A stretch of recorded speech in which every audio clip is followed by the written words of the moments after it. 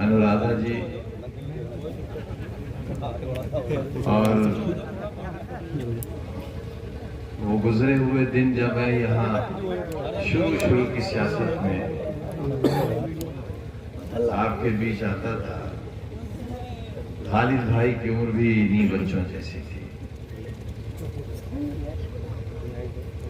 अब इनकी दाढ़ी सफेद है और मेरी दाढ़ी गायब है।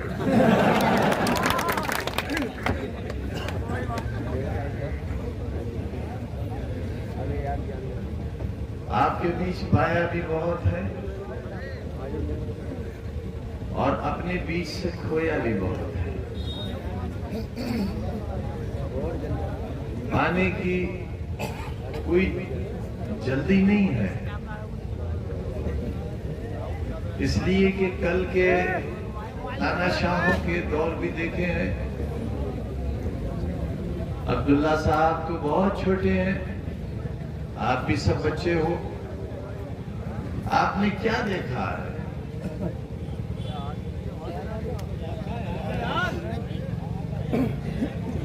हमारे ही वतन हिंदुस्तान में इमरजेंसी के नाम पर ऐसा दौर भी आया जब पूरे मुल्क को कहा गया कि कैद खाना बन गया। मैं बहुत छोटा था, उस अलीगढ़ यूनिवर्सिटी में पढ़ता था, वकालत की सबसे बड़ी डिग्री कर रहा था। यूनियन के लोग पकड़े गए, मैं भी पकड़ा गया क्योंकि उस वक्त यूनियन का सेक्रेटरी था और वही सबसे बड़ा ओहदेदार होता था। मुझे अलीगढ़ की एक ऐसी कोठरी में रखा, जेल की, जहां कभी एक बहुत नामवर डाकू होता था, उसका नाम था सुंदर डाकू। हमारे साथ आज जो कुछ हुआ है ये कोई अजूबा नहीं है, ये कोई ऐसा नहीं है जिसके लिए हम तैयार नहीं थे, या हमारा हड्डी गोश्त उन हथकड़ियों के लिए आमादा नहीं था। यहां की कोठरी और वहां की कोठरी में बस इतना फर्क था कि वो जमीन के अंदर थी और ये जमीन के ऊपर थी। और जब सूरज अपने उरूज पर होता था तब ये मालूम होता था कि अब दुनिया में दिन निकला है। इससे भी छोटी कोठरी थी जिसका जिक्र किया अब्दुल्ला खान ने,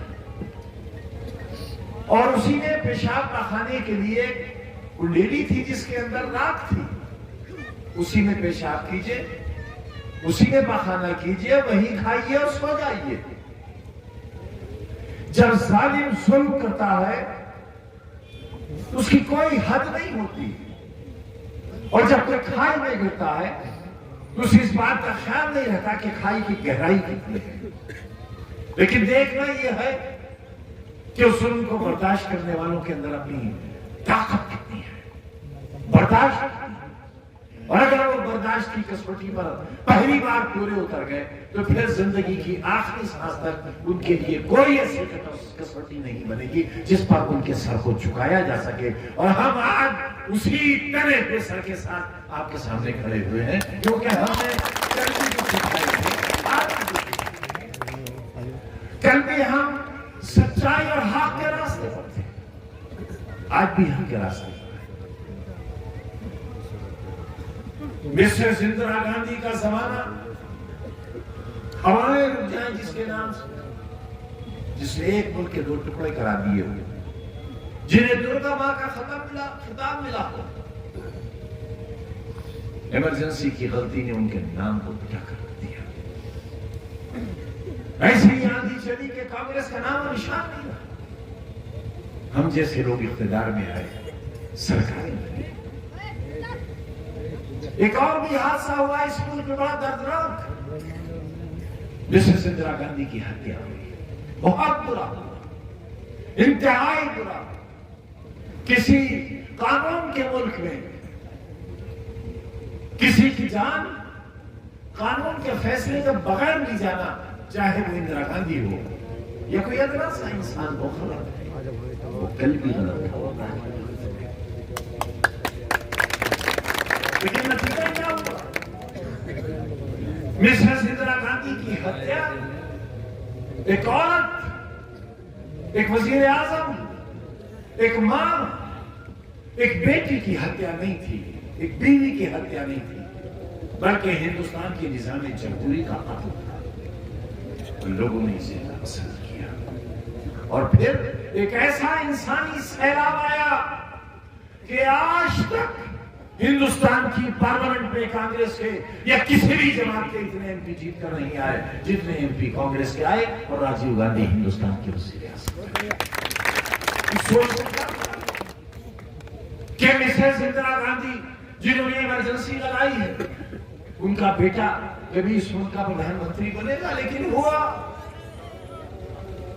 गलतियां करने वाले ये भूल जाते हैं कि इसके नतीजे क्या होते हैं। जब शाह कमीशन बनाया गया, नया नया टेलीविजन चला था, मिसेस इंदिरा गांधी सफेद साड़ी पहनकर शाह कमीशन के बाहर बरामदे में एक बेंच पर जाकर बैठती थी और पूरे हिंदुस्तान की आंखों में आंसू। वही इंदिरा गांधी जिन्होंने इमरजेंसी लगाई थी शाह कमीशन की कार्रवाई में, उनको एक नई जिंदगी देनी थी। क्यों? इसलिए कि हिंदुस्तान के रहने वाले लोग बगैर मजहब, बगैर जात के मजलूम को मजलूम मानते हैं और जालिम को जालिम मानते हैं और जालिम को उसके की सजा देते हैं। यही है। अगर कोई भूल जाए इस इतिहास को तो ये गलती उसकी है, लेकिन हमारे जैसे लोग जब तक जिंदा रहेंगे उन्हें उस भूले हुए इतिहास की याद दिलाते रहेंगे। आज भी जो कुछ हो रहा है वो किसी से छुपा हुआ नहीं है। कौन पूरे हिंदुस्तान में ये कह सकता है कि हमारे दामन पर कोई दाग नहीं? गली में रहते हैं, पूरी दुनिया में 2 बैंक अकाउंट है, सिर्फ एक पार्लियामेंट की तनख्वाह का जहां की मेंबरशिप खत्म हो गई और दूसरा उत्तर प्रदेश की विधानसभा का लखनऊ का बैंक अकाउंट। इसके अलावा पूरी दुनिया में अगर हमारा कुछ है तो जाओ भाजपा वालों, सब तुम्हारे नाम कर दिया।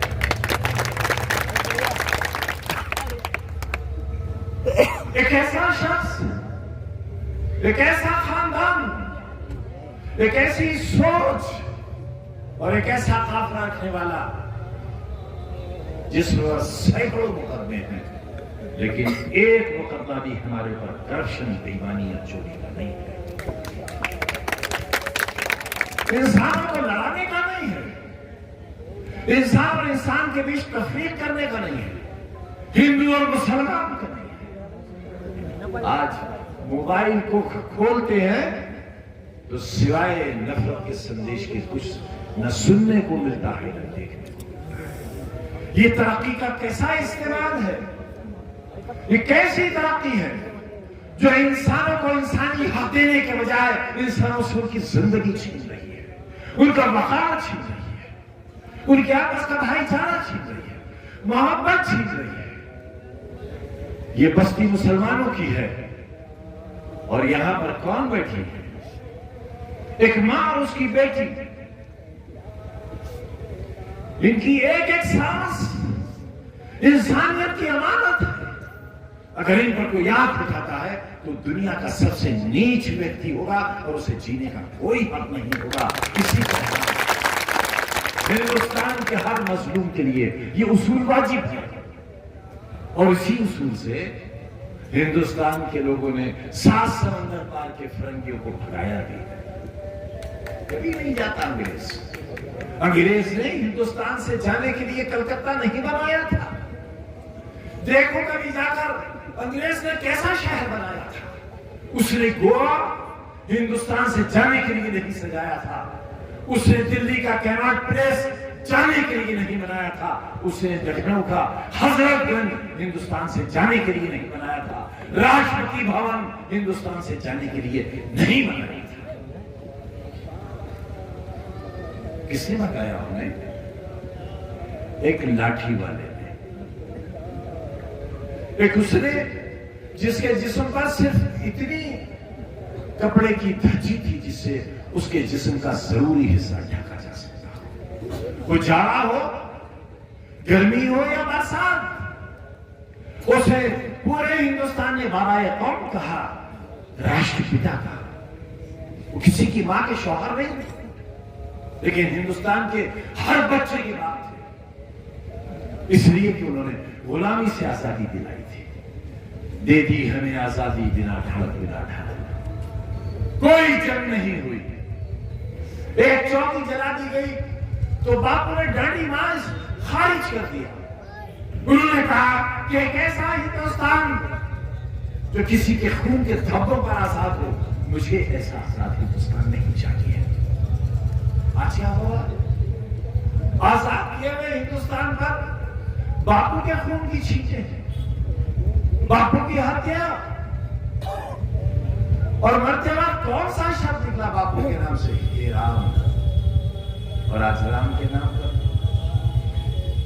एक बापू की हत्या और दूसरी सरंगापटन में अंग्रेजों के हाथों से सुल्तान टीपू का कत्ल। मालूम है नौजवानों, सुल्तान टीपू के हाथ से जो अंगूठी उतारी गई, जो आज भी बर्तानिया के म्यूजियम में है। और ये बताओ उन लोगों को जो नफरत का संदेश देते हैं, पैगाम देते हैं, इंसान को इंसान से लड़ाते हैं, धर्म को धर्म से और जात पे जात से लड़ाते हैं, कि बर्तानिया के म्यूजियम में सुल्तान टीपू की जो अंगूठी कत्ल करके उतारी गई थी, उस अंगूठी पर राम लिखा हुआ है। राम।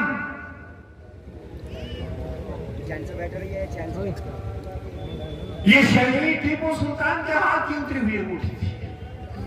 ये था हिंदुस्तान। एक अंग्रेज के हाथों मारे हुए के हाथ में राम, और एक अपनों के हाथों से कत्ल किए हुए बापू के ऊपर।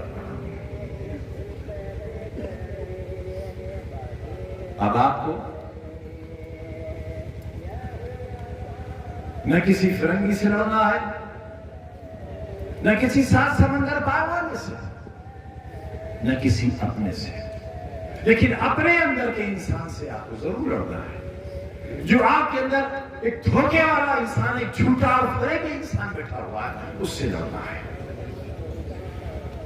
हमारे आंसुओं का हिसाब नहीं दे सकोगे, हमारी तकलीफों का बदला नहीं दे सकोगे, हम मांगने भी नहीं आए,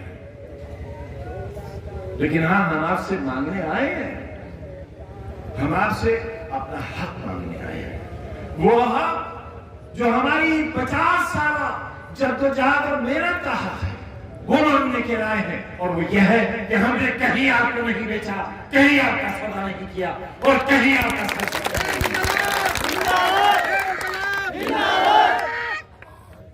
कितनी दौलत होती मेरे पास, सोचा है कभी? मेरे पास दुनिया के हर बड़े शहर में महल होता, मेरे अपने जहाज होते, गली में रहता हूं। तुम्हारे बच्चों और तुम्हारी नस्लों के लिए स्कूल बनाए हैं मैंने, यूनिवर्सिटी बनाई है मैंने। तुम्हें कदर नहीं है उसकी, क्योंकि तुम्हारी कमनसीबी है, और मेरी इसलिए कमनसीबी है कि तुमने उसकी सच्चाई को समझने की कोशिश ही नहीं की, और तुमने बहुत कुछ खो दिया। मैं शेर के मुंह से पार्लियामेंट छीन कर लाया था। 1952 के बाद पार्लियामेंट की कुर्सी तुम्हारे हाथ में आई थी, तुम्हारे पास आई थी, वो खो दी तुमने। विधानसभा खो दी तुमने, स्वार खो दिया तुमने, टांडा खो दिया तुमने, क्या क्या खोते चले जाओगे। एक वक्त वो आएगा जब तुमसे तुम्हारा वजूद छीन लिया जाएगा, और तुम्हें तुम्हारे पहचानने के लिए कोई शख्स पूरे हिंदुस्तान की जमीन पर खड़ा हुआ नहीं। इसलिए जरूरी है कि अपनी आंखें खोलो और वक्त से टक्कर लो,